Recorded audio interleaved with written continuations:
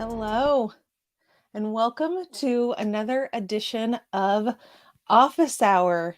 So it's good to be back. I've been off for a couple of weeks. Phyllis has been manning the ship, so to speak, and I'm really excited to be here today to talk about graphic design tips for social media. So, for those of you who know me, you know that my first love in the field of marketing communications was graphic design. Some of my very first jobs right out of school involved mostly graphic design, and the digital stuff came later, partly due to the time period when I was joining the marketing world, and partly due to the fact the jobs that I had, I just gravitated toward things that were pretty heavy in design and writing. And so over the years, I have lots of experience in graphic design, both for print and for digital. And designing for social media has always been one of my favorite things, but it's also can be extremely frustrating because the platforms seem to change the rules on us a lot. We're trying to figure out that balance between what the platforms want from us and what our audience wants from us, what's going to resonate, what's going to work well for our target demographic. And so today's office hour, we are going to focus specifically on just graphic design tips, kind of middle of the road tips. So, not necessarily how to do graphic design, but more if you're already doing graphic design and you want to learn from the mistakes that I've made in the past. I'm going to tell you some of the things that I've learned over time to help make my designs that are posted on social media a little bit more effective. If you're joining us here today, please go ahead and drop something in the comments. We're live on Facebook, we're live on LinkedIn, YouTube, and of course, in the social media Pulse community. And with that being said, let's go ahead and throw this back up on the screen. If you want to join us in the Social Media Pulse community rather than staying on social media, you can do so if you go to socialmediapulse.info/office-hour-September-8, or just use the QR code that's up on your screen right now. If you're watching the replay, it's fine that you're not watching this in real time because that conversation within the community will stay there forever. And so I'm going to be monitoring comments both on social media and in the community.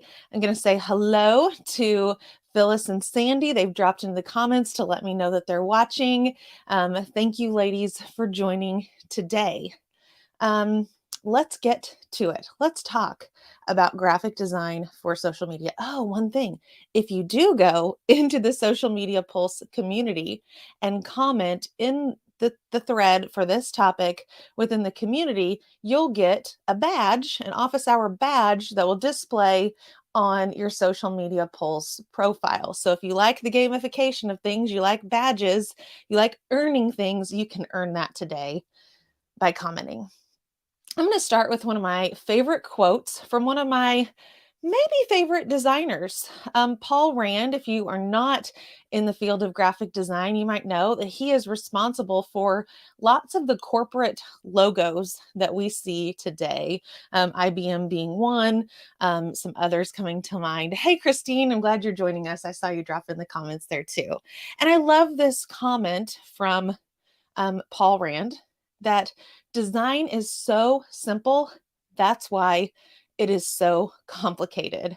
And I think that just encapsulates it very, very well, that to do something well, the more simple you can make it, the more effective it generally is. But we as humans like to complicate things. We like things that are complicated. Our brains gravitate toward complicated things, but it's really counterintuitive because it's going to be more effective and our brains will remember it better if it is simple.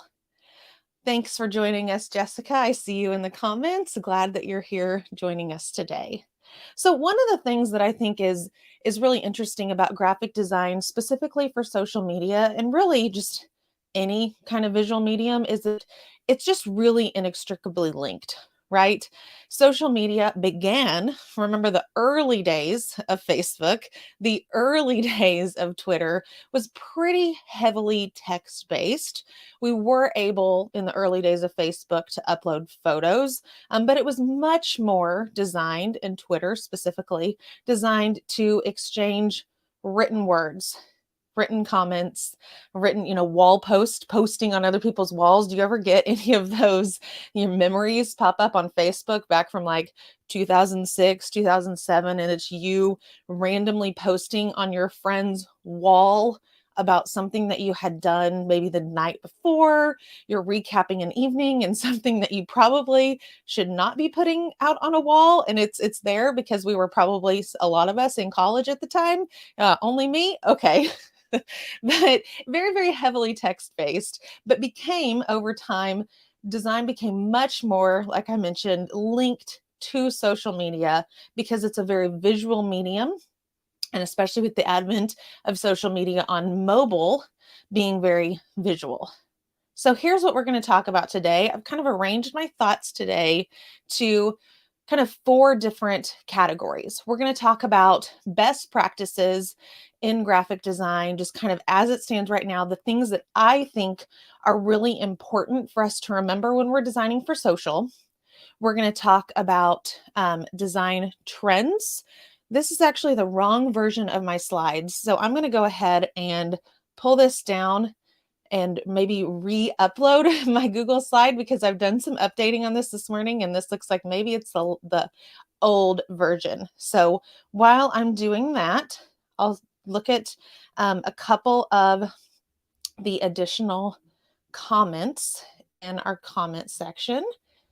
See, we've got folks from all over. We've got someone from Myanmar today. So thank you so much for joining us. I'm not so certain about time zones, but I feel like you're probably quite ahead of where I am here in the central United States. So glad that you could join us today. And Paul, our fearless leader, as always, has dropped into the comments to remind us that yes, you will get an office hour badge if you join the conversation in Social Media Pulse today. Here are the correct slides. I simplified things. I combined some of the things. So some of the things we saw in the previous slide with the outline of what we were going to go over today have been kind of collapsed into, we've got three main points today. So best practices, we're going to talk about design trends, just things that I think that I've observed on social media within the last few months and where I think design might be going on social media.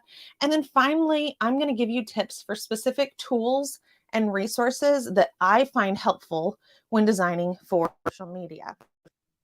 So here we go. Let's talk about best practices. If you've designed for social media over time, you'll remember that there used to be a pretty strict rule, both spoken and unspoken.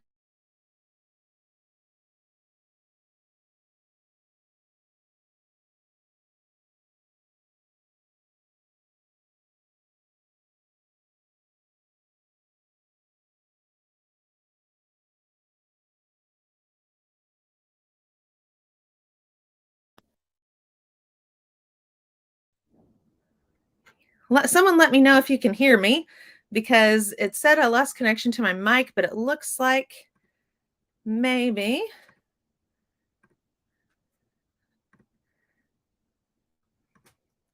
my mic levels are working.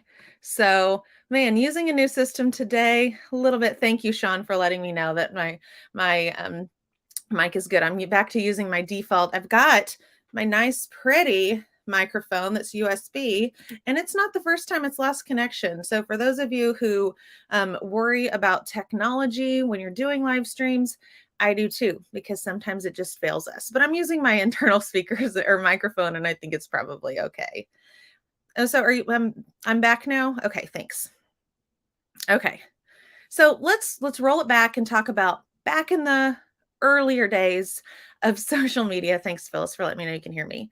There was a spoken and unspoken rule about how much text we could use on graphics. Graphics were deprioritized by most of the algorithms when algorithms first kind of became a thing. And we really wanted to have If we did use any kind of graphic design on social media, it was you were limited to how much text you could have on that graphic. In fact, if you were trying to promote or turn a graphic into an ad for Facebook, they had a very strict 20% text rule. You would literally kind of visually divide your graphic into quadrants, a 5x2 grid.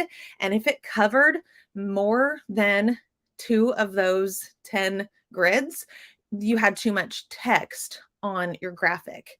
And that rule does not apply so much anymore.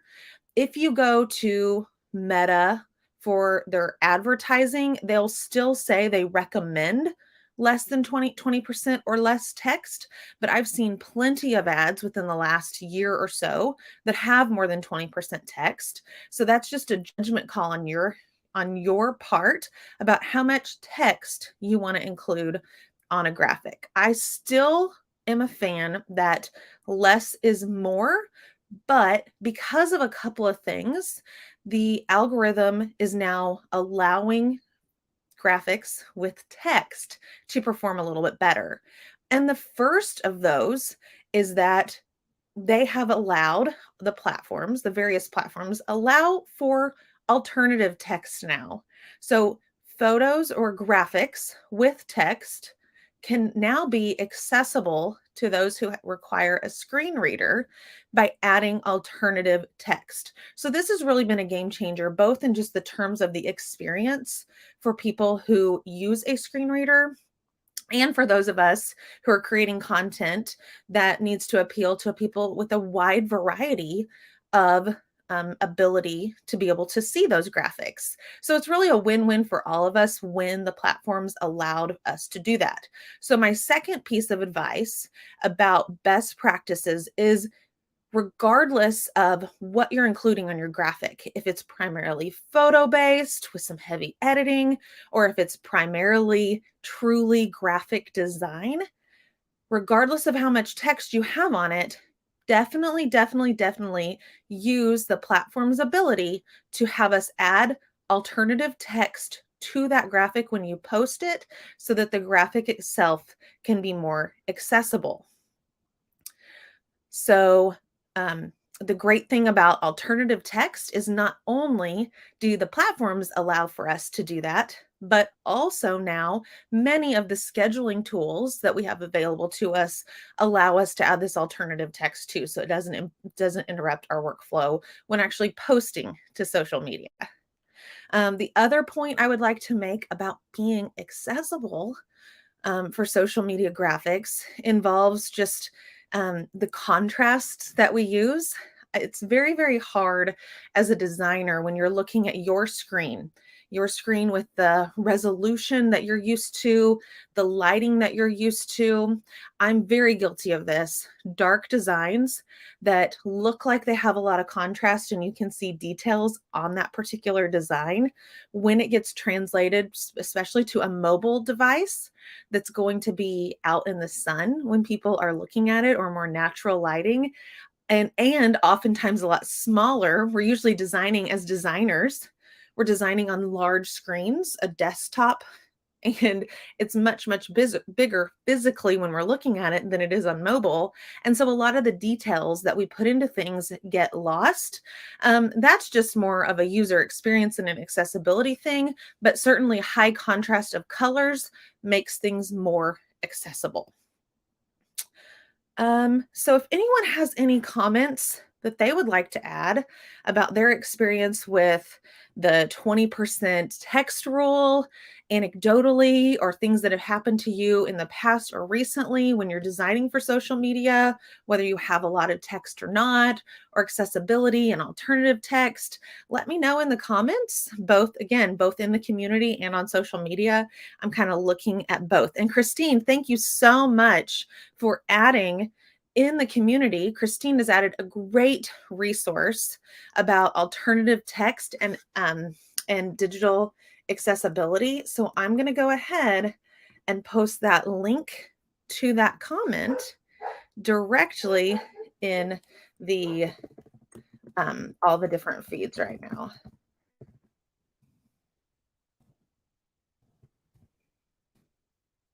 type at the same time. Okay, so there's the link. If you're in social and you want to just jump right on over to the community to see those those resources that Christine has posted. We do have some great accessibility experts who have contributed to the Social Media Pulse community.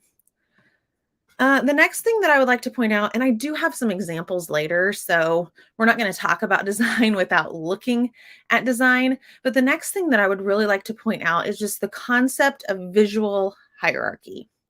When I was teaching mostly beginners for years about design, I think that's the biggest miss that people who are not trained as designers or more beginner designers make is this concept of visual hierarchy.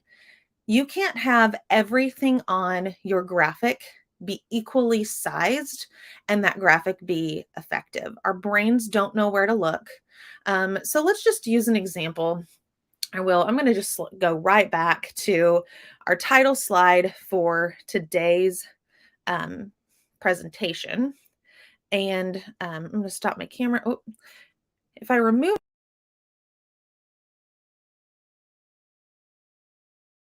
Okay, still figuring out StreamYard. I got to figure out how to remove myself, but still have sound. I'll figure that out after the show. So I'm still in the corner. You see my face twice here. But here's an example of, visual hierarchy.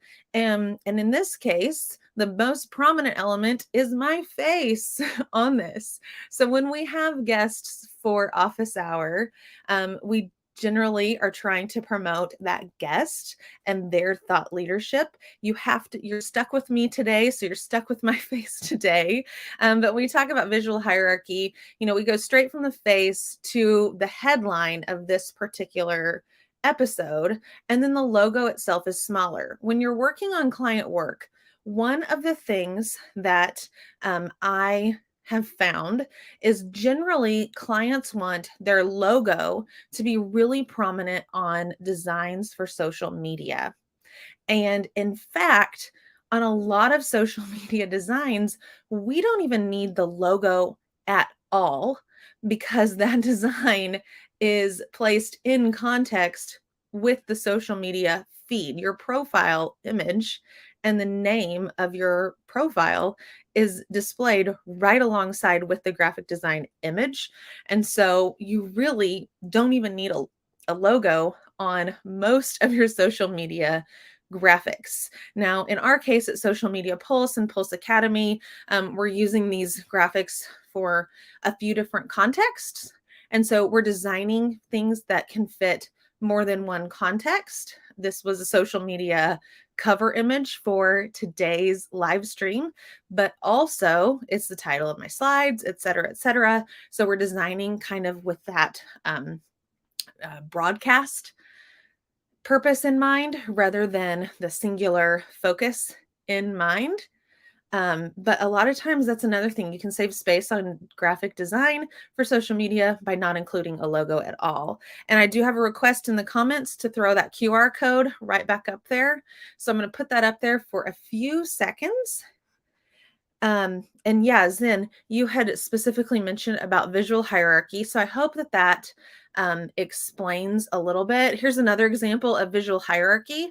I mean, that QR code is the biggest thing on the page. It's literally about the weight and the size and the denseness of just the various images that you have on your design.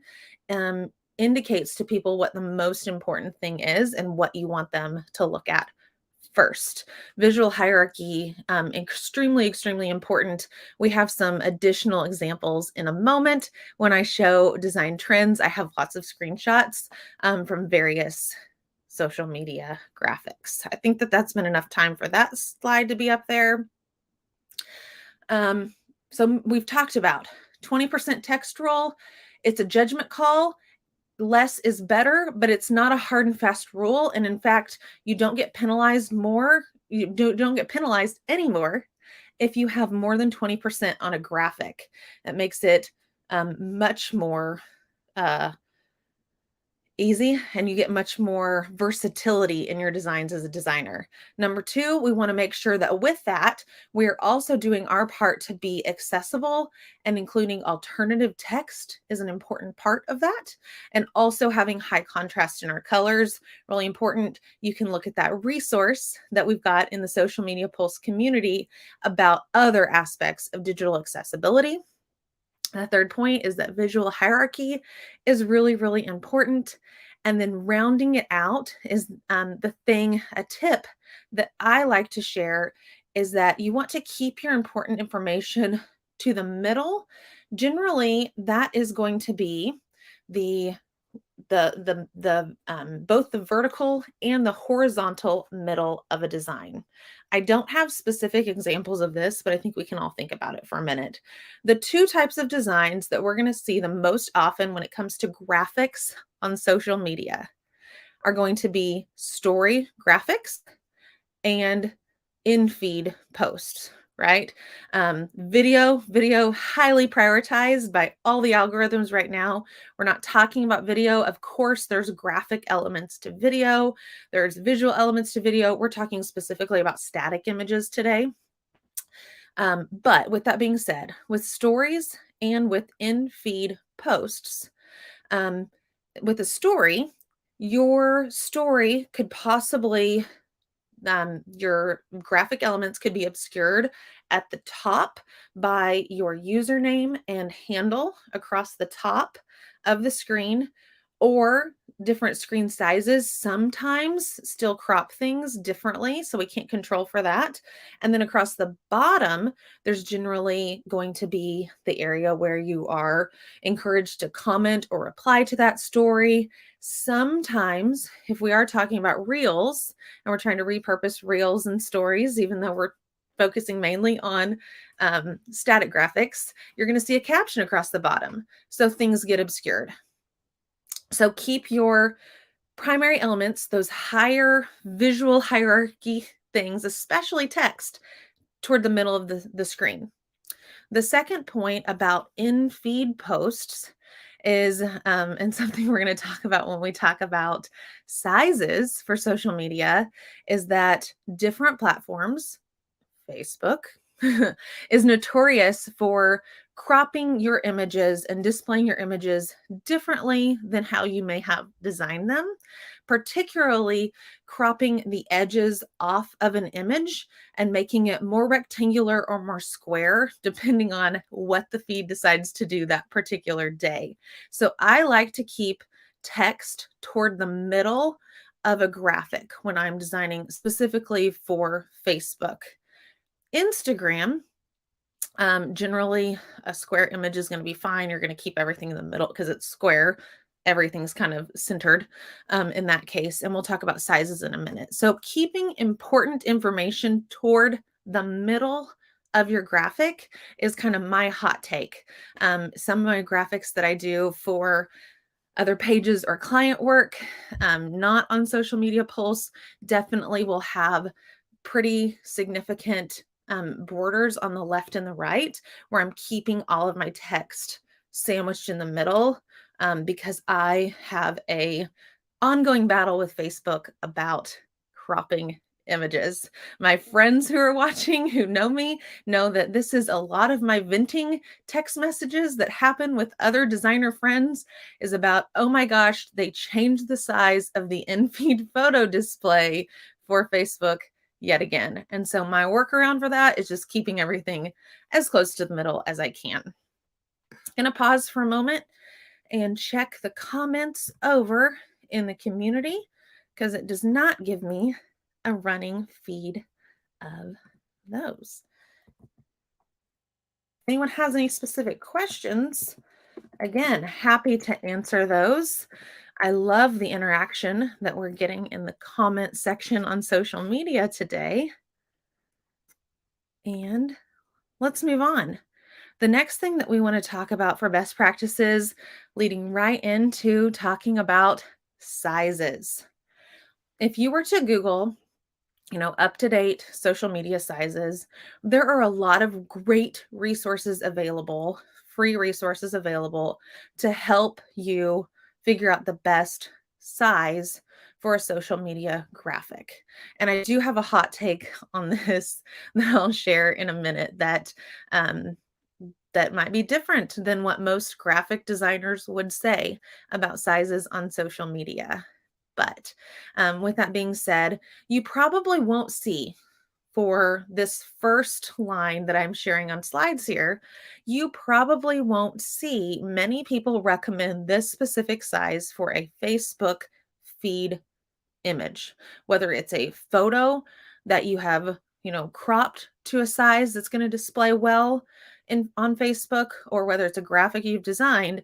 The size that I personally recommend, Pulse Academy, Social Media Pulse official recommendation, is 1360 by 1000 pixels to display in the feed on Facebook.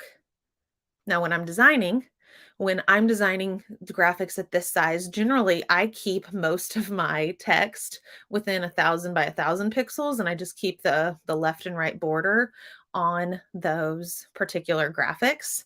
Um, but our friends at Social Media Pulse, Paul, Christine, Deb, and I, we spent quite a bit of time when we were establishing our templates for all of our social media and graphics that we are doing for Social Media Pulse. That's a team effort there. We worked with some of our great designers that are on staff at Agora Pulse to establish those as well.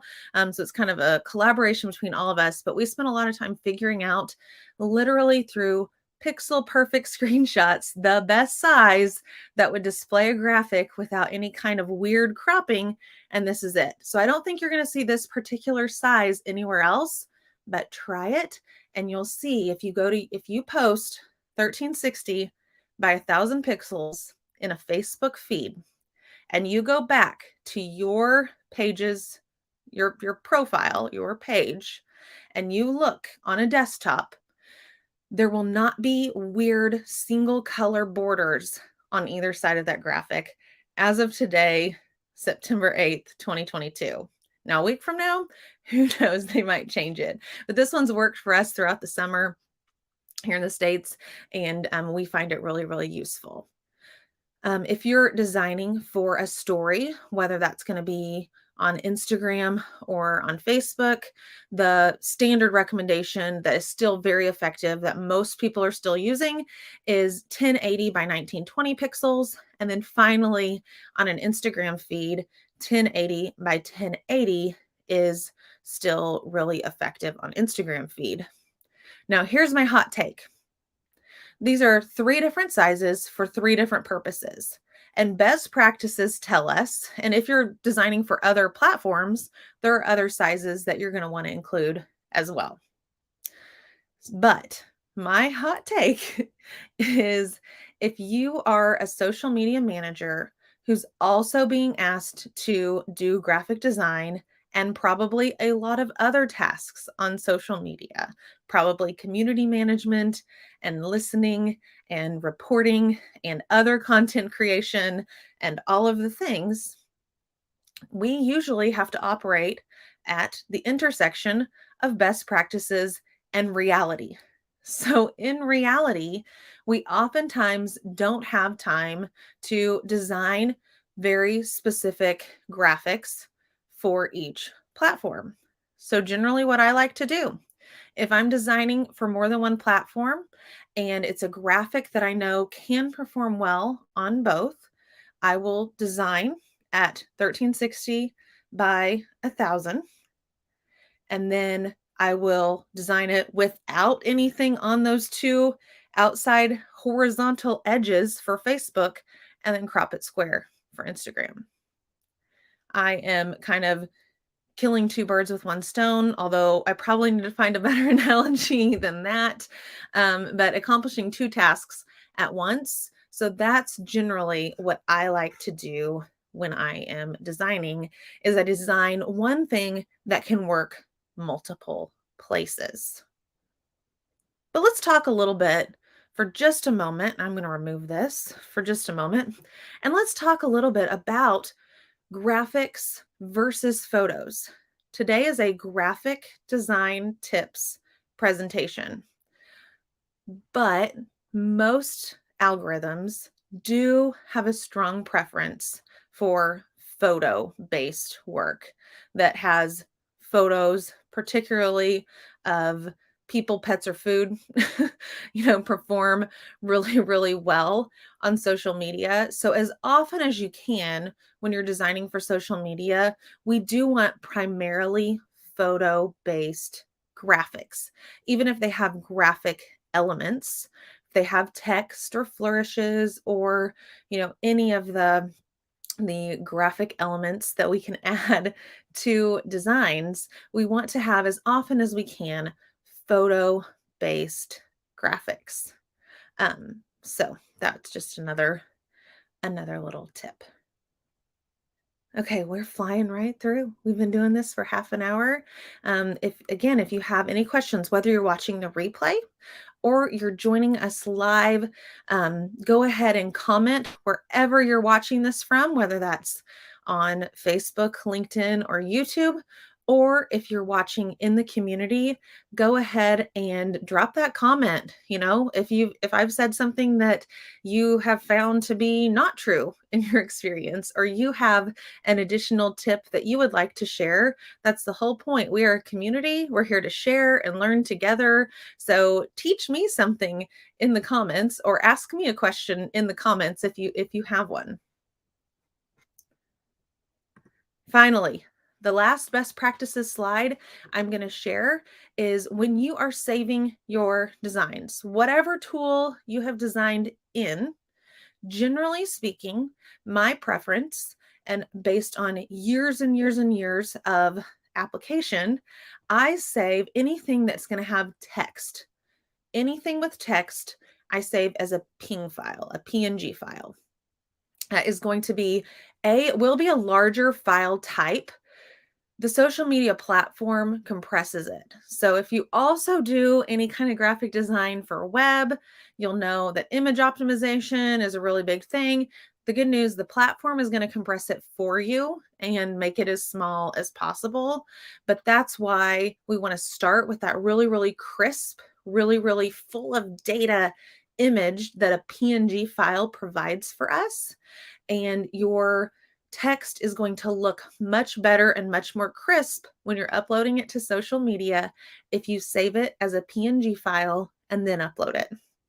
I also have a strong preference for if you're doing any kind of social media work for a business or an organization page, not a personal profile, as much as you can upload from desktop or from natively in the platform or from a social media management tool, and your images and just the control that you have over everything related to that post is going to be a lot higher. I try to do as little as possible from mobile. It's very, very nice to have the option to manage social media on the go from your phone if necessary. But if you have any choice in the matter at all, wait until you're at a computer, do it from there.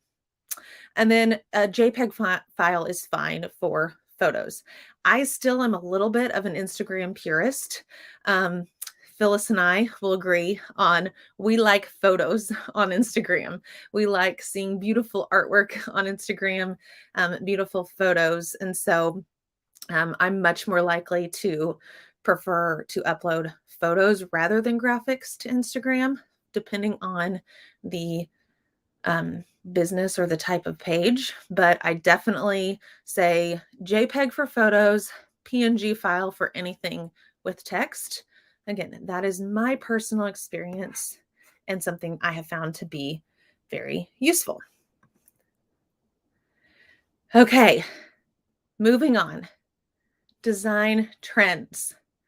And as I was researching and thinking about what I wanted to talk about today regarding design trends on social media, I really had just kind of this moment where I thought, anything design related right now, we're in a very, very lucky time period to be someone designing during 2022.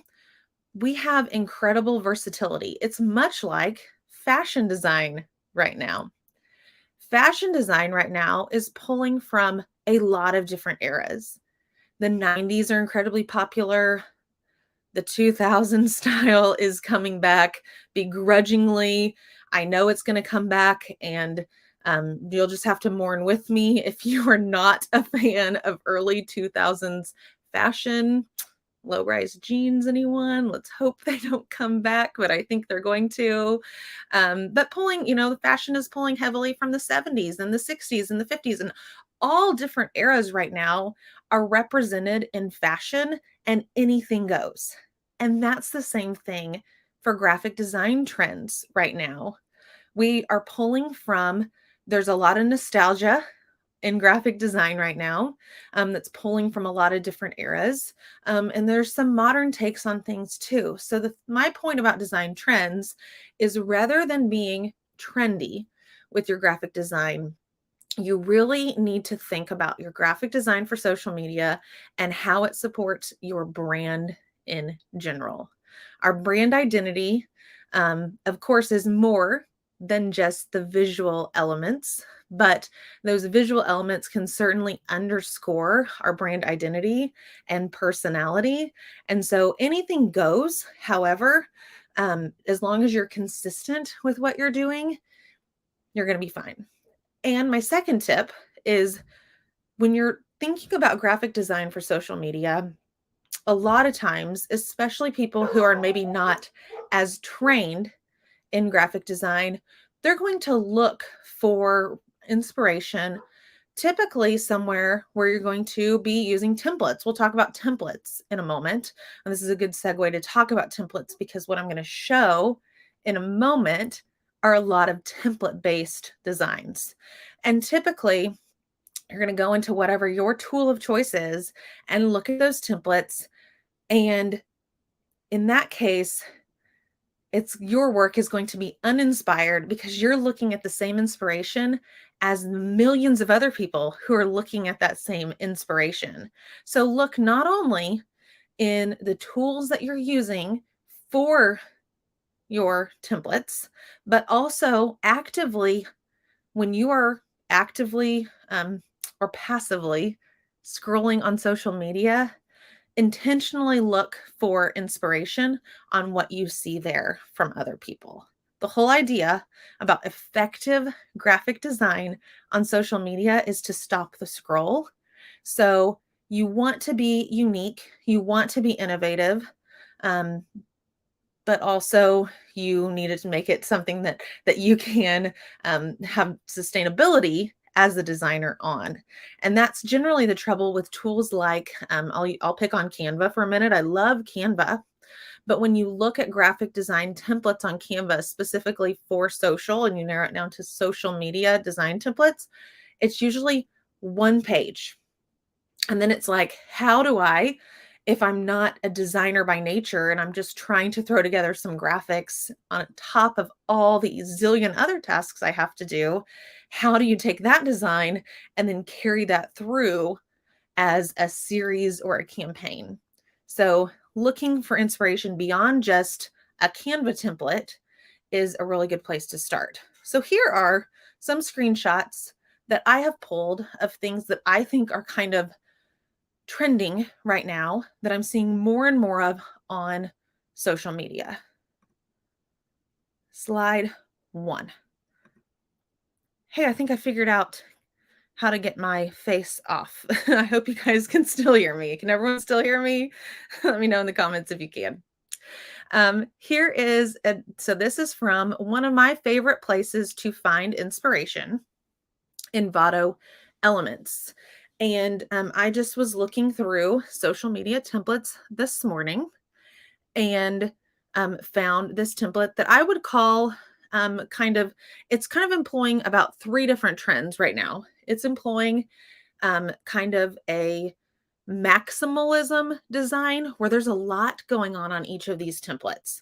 Each has some photos, a photo, each has a headline, each has other graphic elements.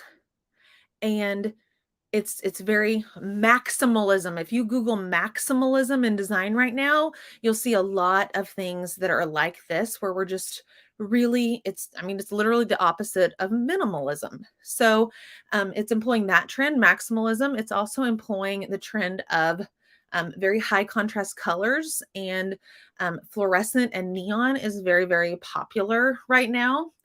And it's also employing a trend of just really block font, where yes, there's text on here, but it's the text is being used as a graphic element.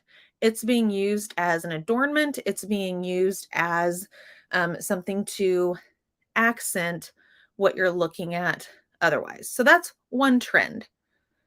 Another trend that I'm seeing on social media is just, as we are everywhere, I mentioned it earlier, kind of the renaissance of the 90s. So this is a very, soft color pop, um, bubble letters, very reminiscent of the 90s. I mean, literally on one of these templates, they have you can see that it's a floppy disk, or a 3.5, a 3.25, 3.5. I can't remember the size of the discs back in the day. It was either 3.5 or 3.25 inch disc that I think, they could hold like 1 or 2 megabytes, which is so comical now, because cameras, like phone cameras, images come off of it at like 3.4 megabytes. That was more than one of these whole discs could even hold back in the day.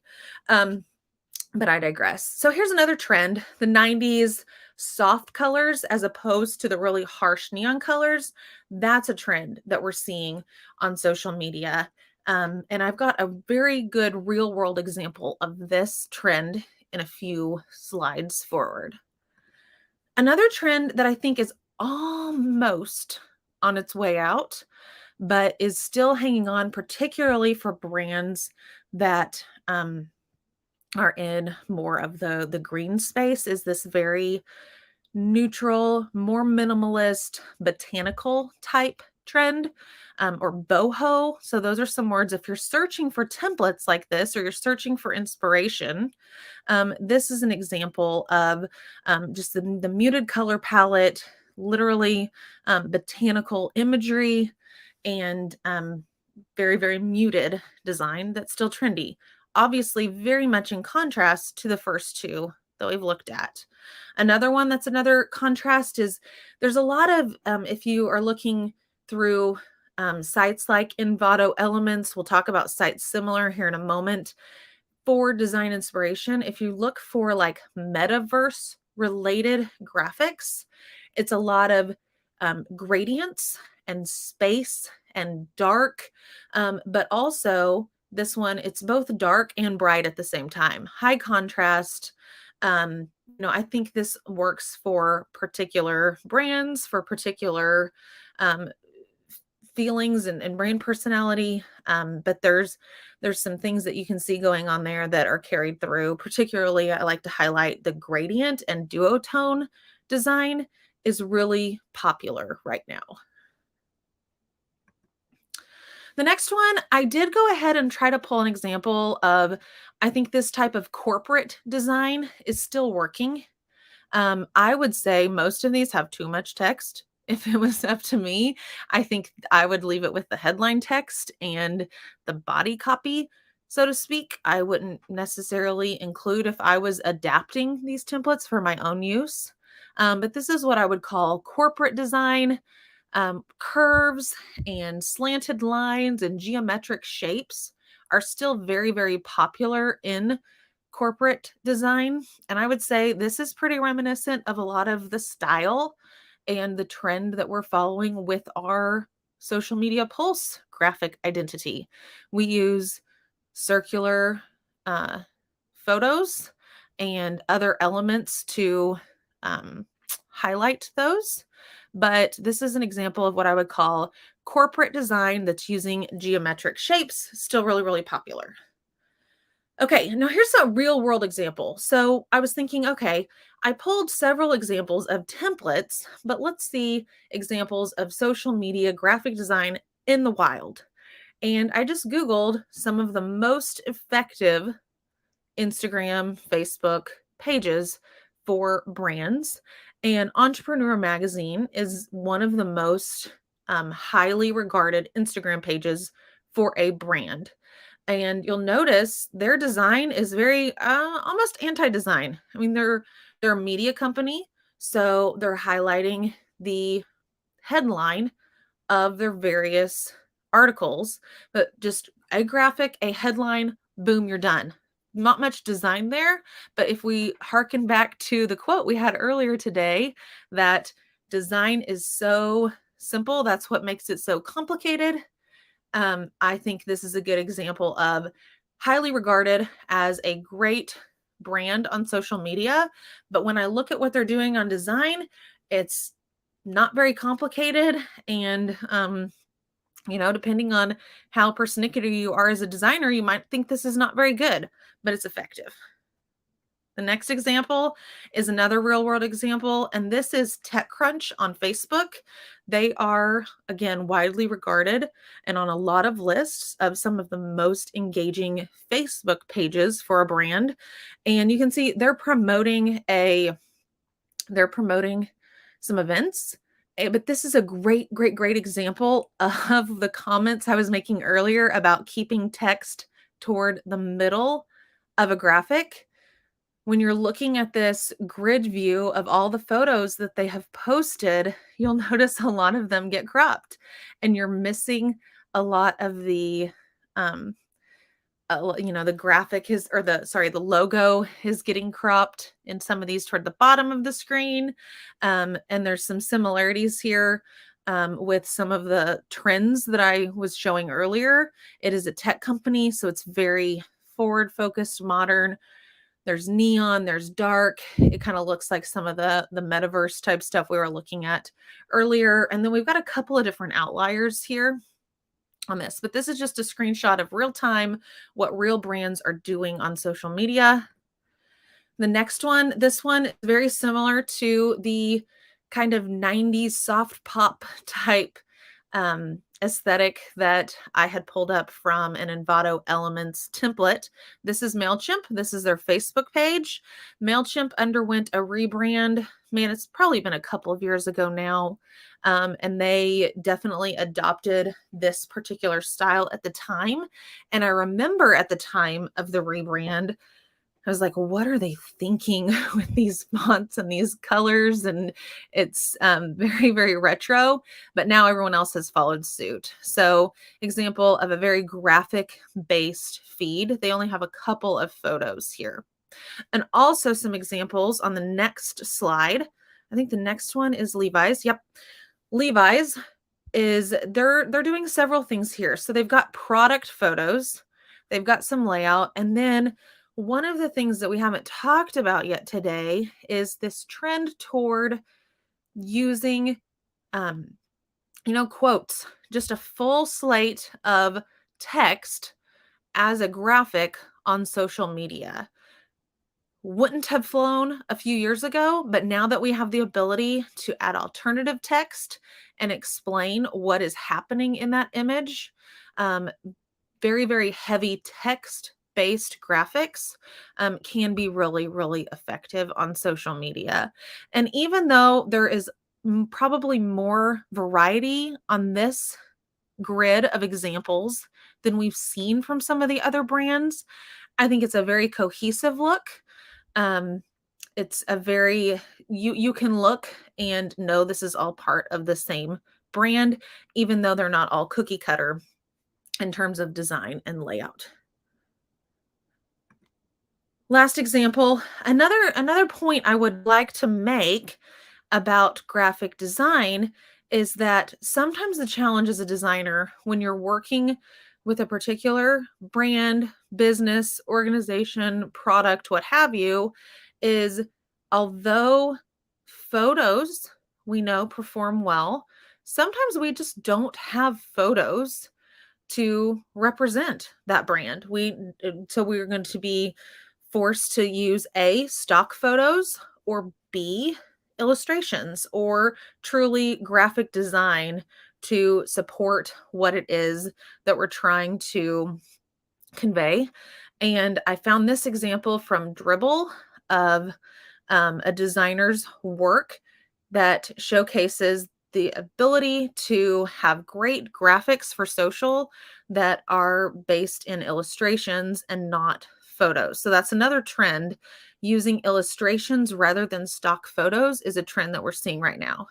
So we've talked about several trends. We've talked about fluorescent and neon and um, kind of retro 90s look. Art Deco is really in style right now for social media graphics as well. We've talked about the kind of that dark metaverse type look, but also soft colors, illustrations. So as you can see, it really underscores my point that anything goes on social media right now as far as design. Oh, one more. This is another example of kind of combining um, illustration and photos. This again, another designer on Dribbble sharing their work.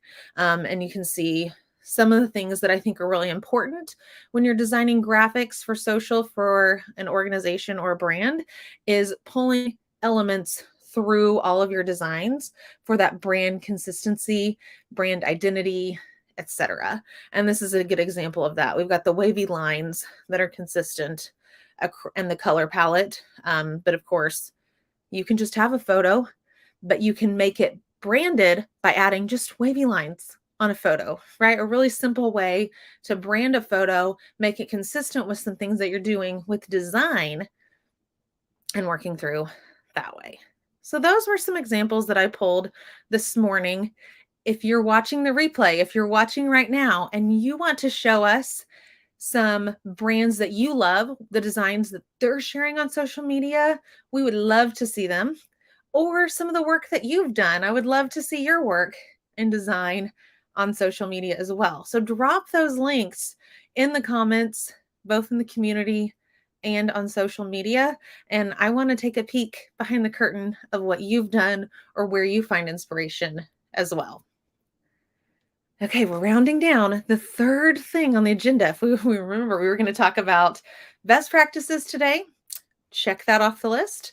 We were going to talk about design trends, things that I think are trending in social media graphic design. Check that off the list.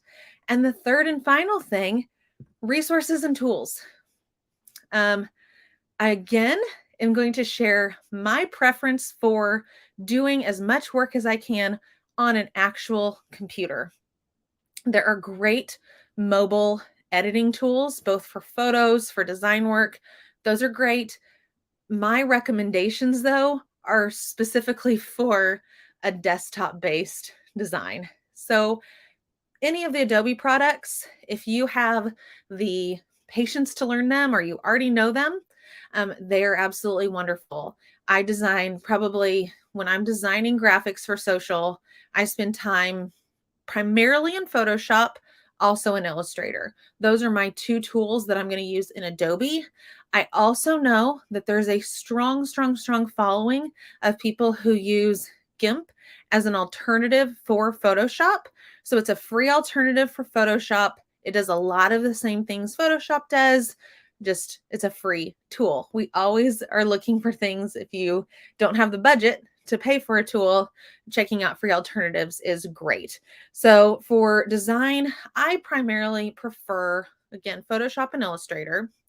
But I also will say that I often use cloud-based design tools. My cloud-based design tool of preference is Canva. Absolutely fabulous when you're working on a team. Social Media Pulse team uses Canva to share and collaborate on all of our various designs that we work on.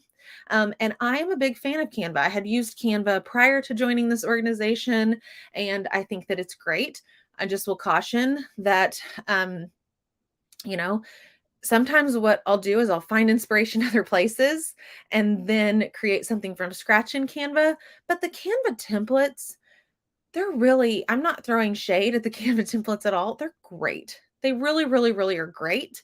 But when you're searching for popular templates, what I would do is if I was searching for a template, don't sort by popular, sort by some other function, because then you're going to find things that are a little bit more of a diamond in the rough, haven't been used as much, and you're not going to look so much cookie cutter identical to what everybody else who's using Canva is doing.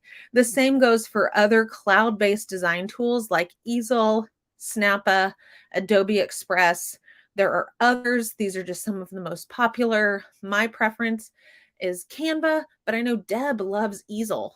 She uses Easel for a lot of the work, the client work that she is doing. If anyone has any suggestions for other tools that you like or have used, go ahead and let me know. Let us know. Share your knowledge, share your wisdom. And then finally, for inspiration and templates. So I utilize a lot of sources of inspiration. We talked about it earlier. And I also showed you literally screenshots of one of my favorite places to go for inspiration or to download resources when I need them, Envato Elements. But those cloud-based design tools, a lot of them have great templates. So don't be afraid to use those templates, but also look other places. So Envato Elements, one of my favorite tools to use to get inspiration, but also it's just a great tool for under $20 a month. You get unlimited downloads of all kinds of resources, from fonts to video assets to graphic templates to any kind of stock photos or stock video. Just a really all-in-one type of creative asset marketplace, but also Dribbble as a place which is a portfolio for people to share their design work, but Dribbble also has a marketplace. So you can go look for inspiration or you can go purchase assets and templates. Creative Market is another one, very similar. I think it might be owned by Envato, and you're just paying one off rather than a subscription. And then finally, Adobe Stock. A lot of the Adobe subscriptions in Creative Cloud come with access to a certain number of downloads per month from Adobe Stock. And I use all of these tools for various purposes, again, both to find inspiration and just think about, oh, I saw this, I liked this, I want to try to recreate this and make this my own. Or, oh, nope, I'm just going to purchase that, use it, get a license for it, and use that particular template. So we covered a lot of ground today. We talked about a lot of my tips and tricks and things that I've learned over time about graphic design. I hope it was useful for you. I hope that you're able to gain something from it. And I hope also that you want to share with others the things that you know about graphic design. That's the beauty of our community. We truly are here to help inform other people, help lift people up, help other people be better at their job. We're all about upskilling. So again, let us know in the comments any questions that you have, things that you want to share, references to work that you've done. We want to see it. We want to know about it. We are right on time. We've done 59 minutes of our 1 hour office hour. Thanks so much for joining us today. And I hope that you have a great day. All right. We'll see you later.